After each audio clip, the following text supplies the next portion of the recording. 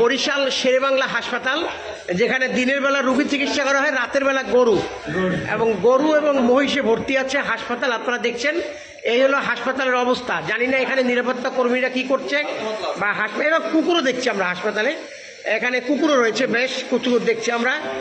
বরিশাল শেরেবাংলার প্রশাসনিক কার্যক্রম যে কতটা ভেঙে পড়েছে সেটা এই ভিডিও দেখলেই আপনারা বুঝতে পারবেন।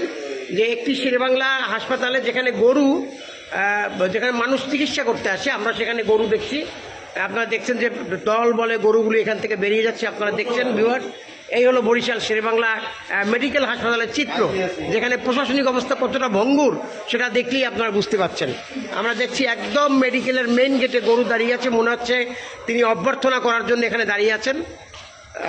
এই হলো বরিশাল শেরেবাংলার সর্বশেষ চিত্র।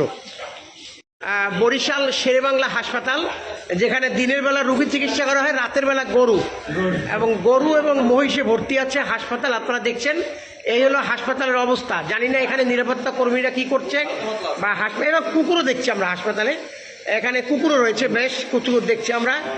বরিশাল শেরেবাংলার প্রশাসনিক কার্যক্রম যে কতটা ভেঙে পড়েছে সেটা এই ভিডিও দেখলেই আপনারা বুঝতে পারবেন। যে একটি শেরেবাংলা হাসপাতালে যেখানে যেখানে মানুষ চিকিৎসা করতে আসে, আমরা সেখানে গরু দেখছি। আপনারা দেখছেন যে দল বলে গরুগুলি এখান থেকে বেরিয়ে যাচ্ছে। আপনারা দেখছেন ভিউয়ার, এই হলো বরিশাল শেরেবাংলা মেডিকেল হাসপাতালের চিত্র, যেখানে প্রশাসনিক অবস্থা কতটা ভঙ্গুর সেটা দেখলেই আপনারা বুঝতে পারছেন। আমরা দেখছি একদম মেডিকেলের মেইন গেটে গরু দাঁড়িয়ে আছে, মনে হচ্ছে তিনি অভ্যর্থনা করার জন্য এখানে দাঁড়িয়ে আছেন। এই হলো বরিশাল শেরেবাংলার সর্বশেষ চিত্র।